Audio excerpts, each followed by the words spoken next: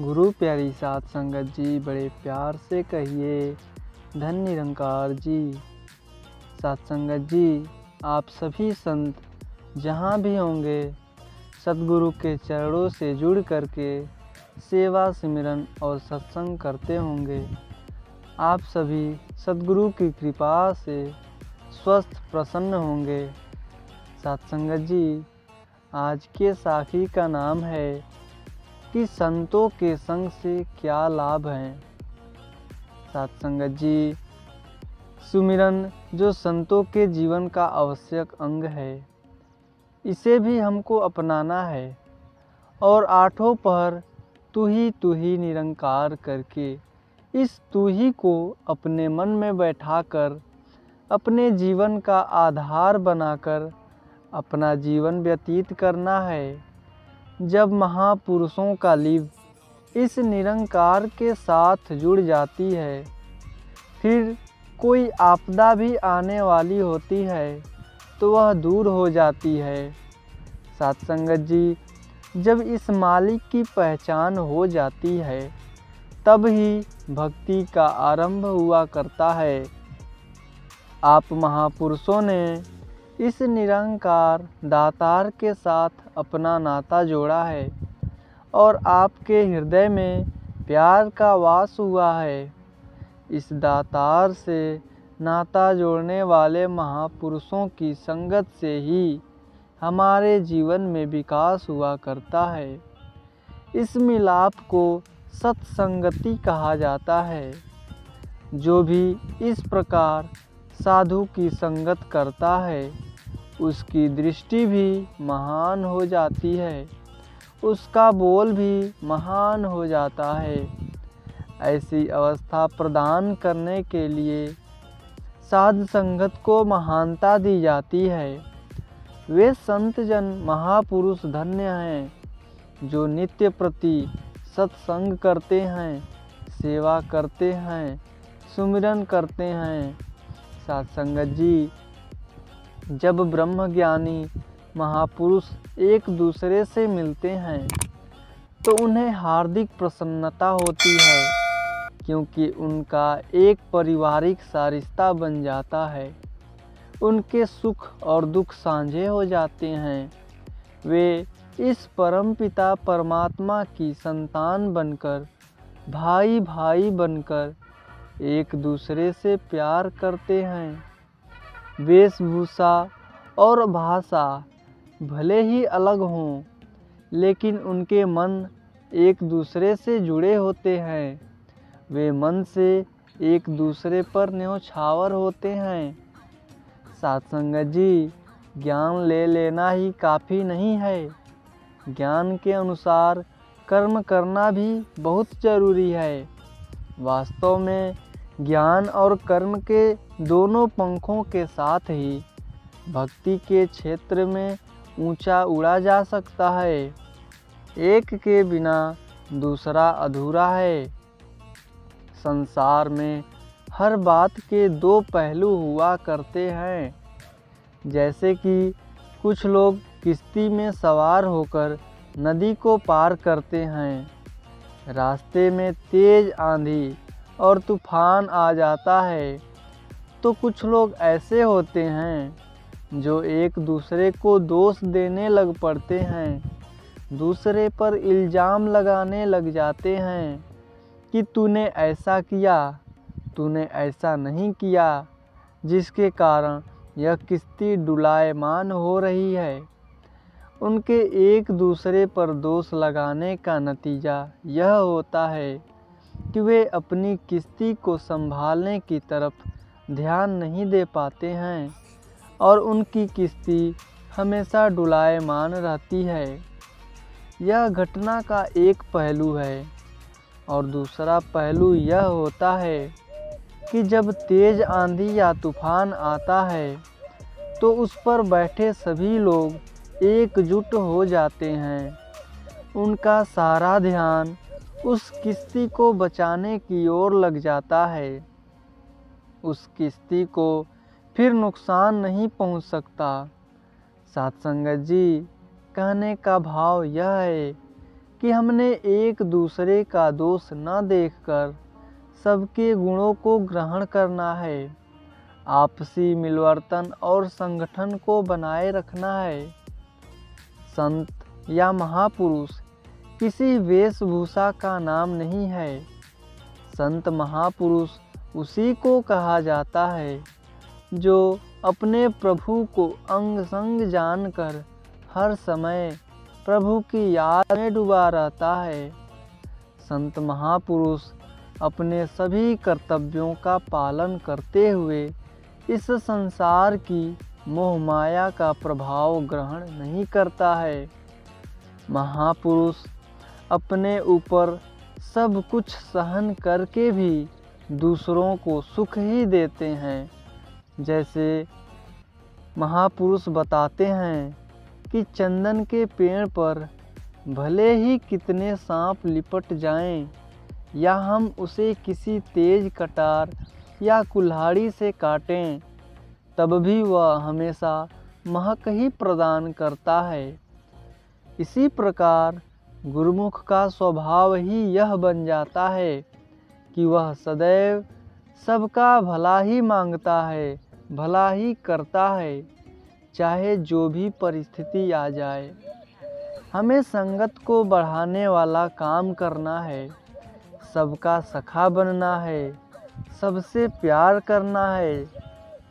सत्संगत जी बाबा अवतार सिंह जी ने एक बार संगतों से पूछा कि आपका सबसे बड़ा सखा और सबसे बड़ा दुश्मन कौन है?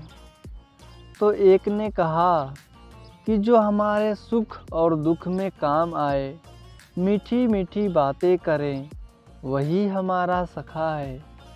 इसी प्रकार और भी कई लोगों ने अपनी अपनी बात कही। तब बाबा जी ने कहा कि जो आपको साध संगत के साथ जोड़ता है, साध संगत पर आपका निश्चय दृढ़ बनाता है, वही आपका सबसे बड़ा मित्र है। और सबसे बड़ा दुश्मन वह है जो आपको साध संगत से दूर करता है। साध संगत से दूर करने का भाव यह नहीं कि कोई आपको कह देगा कि तुम साध संगत से दूर हट जाओ, गुरु से दूर हट जाओ। वह तो हम जाने अनजाने में ही महापुरुषों संतों के बीच में बैठकर कुछ ऐसी बातें कर जाते हैं कि उसे विवश होना पड़ता है कि वह साध संगत से दूर हो जाए। इसीलिए हमने खुद सोचना है कि हम सखा वाली बात कर रहे हैं या फिर दुश्मन वाली। सत्संगत जी, आज संसार में डिसिप्लिन अर्थात अनुशासन दबाव डाल करके सिखाया जाता है, जबकि दबाव से कभी किसी में सुधार नहीं हुआ करता। जब तक हृदय में चाहना नहीं होती, तब तक कोई तब्दीली नहीं आ सकती। संसार में जो भी बुराइयां या कुरीतियां हैं, उनको समाप्त करने का संसार का तरीका यह है कि उन लोगों को बुरा भला कहा जाए, उनसे नफरत की जाए। इस भावना को लेकर कितना भी जोर लगाने के बावजूद वे मसले वहीं के वहीं बने रहते हैं। हाँ, दूसरों को प्यार से विनती करने से, उसका दिल जीतने से सभी बुराइयां दूर हो सकती हैं। महापुरुषों में यही विशेषता होता है, अन्यथा संसार में और गुरुमुखों की बाहर की बनावटों में कोई फर्क नहीं हुआ करता। उनका शरीर भी संसार वालों की तरह ही होता है और वे भी उसी तरह खाते पीते और पहनते हैं। इनकी विशेषता यही होती है कि ये दातार निरंकार के साथ जुड़े हुए होते हैं। फिर इनके कर्म ऐसे बन जाते हैं जिनमें ऐसा दिखाई देता है कि ये गुरुमुख हैं।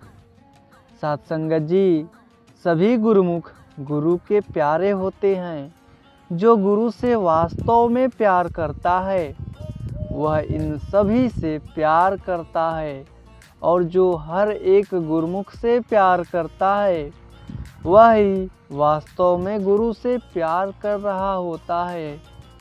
जिसकी ऐसी अवस्था नहीं बनी, केवल नाम के जानने से ही उनका प्यार पूर्ण नहीं होता, अधूरा ही रहता है। इसीलिए हमने हर एक गुरुमुख महापुरुष से प्यार करना है, हर एक का सत्कार करना है, हर एक गुरुमुख को सिर आँखों पर बैठाना है, अर्थात उनकी याद रखना है। हमारे जीवन में सदैव ऐसी भावना बनी रहनी चाहिए। सत्संगत जी, गुरुमुख महापुरुष वही होता है जो गिरते को उठाना जानता है, डूबते को बचाना जानता है। वास्तव में यही कार्य मुश्किल हुआ करता है। आज हम किसी को भी कह दें कि दूसरे के शरीर पर घाव कर दो तो वह कर सकता है, लेकिन उस घाव को भरने के लिए कहें तो किसी वैद्य या डॉक्टर की आवश्यकता पड़ जाती है। हम देखते हैं गांव में किसी को चोट लग जाती है, जख्म हो जाता है, तो हम आसपास के गांव तक की ओर दौड़ते जाते हैं ताकि कोई डॉक्टर मिल जाए जो उस घाव को भर दे। घाव करना मुश्किल नहीं, घाव को भरना ही मुश्किल है। यह मुश्किल काम ही भक्तों के जिम्मे आता है। यही बात समझने की है। इसीलिए महापुरुषों ने हर युग में इंसान को यही संदेश दिया है कि तू हमेशा दूसरों का भला कर, अपने हृदय को हरि दातार के साथ जोड़कर रख।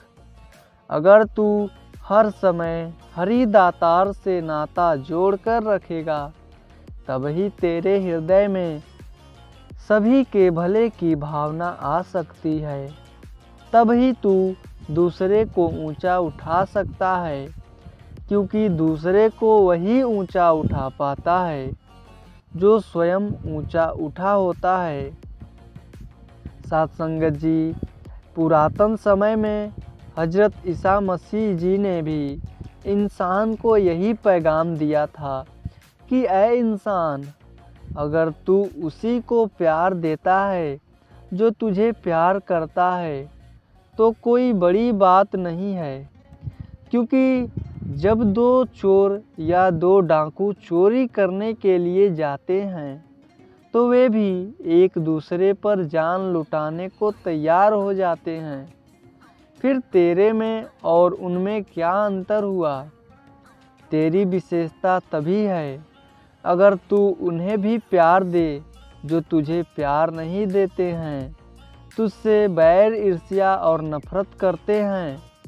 जब तक हम अपने घर, अपने आस-पास, पड़ोस में प्यार नहीं बांटते हैं, तब तक हम इस हद तक नहीं पहुंच सकते कि बैर करने वालों से भी प्यार कर सकें। सत्संगत जी, भक्त भले ही हमारे सामने हुए, हमारे साथ रहे, और भले ही आज से हजारों साल पहले हुए, उनका जीवन हमेशा प्रेरणा का कारण बनता है। उन महापुरुषों के कर्म भले ही गुरु के प्रति प्यार हो, निरंकार के प्रति आस्था हो, सेवा का जज्बा हो, तन मन और धन को जिन्होंने सेवा के लिए लगा दिया हो, उनके उदाहरण आज संसार का हर इंसान देता है। सत्संगत जी, एक छोटी सी घटना ऐसी ही है। लकड़ियों की ज़रूरत पड़ी लंगर के लिए।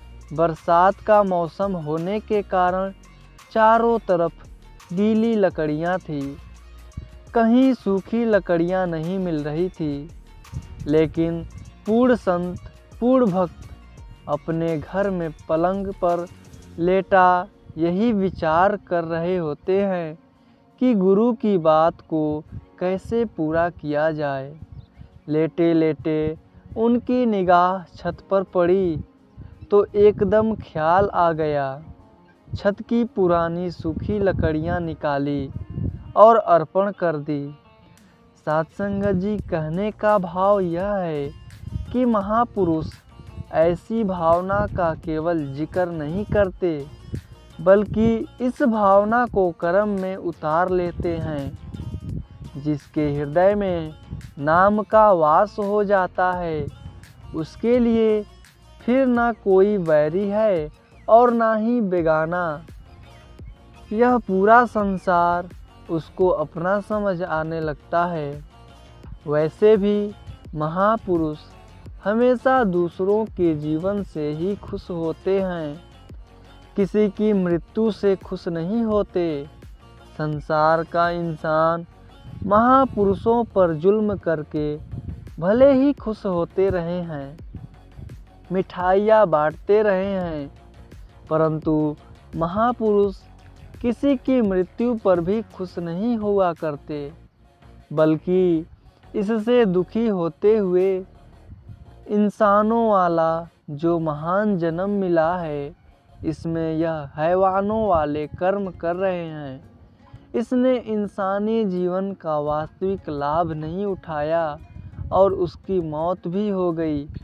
सत्संगत जी, संसार का आम इंसान तो यह कह देता है कि यह कैसे संभव हो सकता है कि एक तरफ तो आप पर जुल्म हो और आप भी दूसरों का भला मांगे। तब यही कहना पड़ता है कि जो आदमी नदी में, तालाब में उतर जाता है, ठंडक का एहसास उसी को होता है। जो बाहर धूप में खड़ा हो रहे हैं, उसे उसकी इस बात का एहसास कैसे हो सकता है कि दूसरों की क्या अवस्था है। इसी प्रकार जो सत्य के साथ जुड़े होते हैं, वही जानते हैं कि हर एक का भला कैसे हो सकता है। सत्संगत जी, भक्त किसी को दुश्मन नहीं मानते, लेकिन 1 मिनट के लिए अगर ऐसा मान भी लें, तो भी संतों की जो अवस्था होती है, उसके बारे में एक लेखक ने लिखा है कि दुश्मन मरे तो खुश न होइए, सजना भी मर जाना है। कहने का भाव यह है कि शरीर किसी का भी हमेशा के लिए नहीं रहना है, अतः भक्त किसी के भी नुकसान पर भी, किसी की भी मृत्यु पर भी कभी भी खुश नहीं होते हैं। हमने मन की बुरी भावनाओं को, द्वैत को, पाप को समाप्त करना है, क्योंकि यह पाप ही हमें कदम कदम पर डुलायमान करने वाला होता है। पाप ही हमें इंसान से हैवान बना देता है। हमने इस पाप को समाप्त करके नेक बनना है, सभी के साथ नेकी करनी है, प्यार करना है, सभी के आगे झुकना है और सभी का आदर सत्कार करते हुए आगे बढ़ते चले जाना है।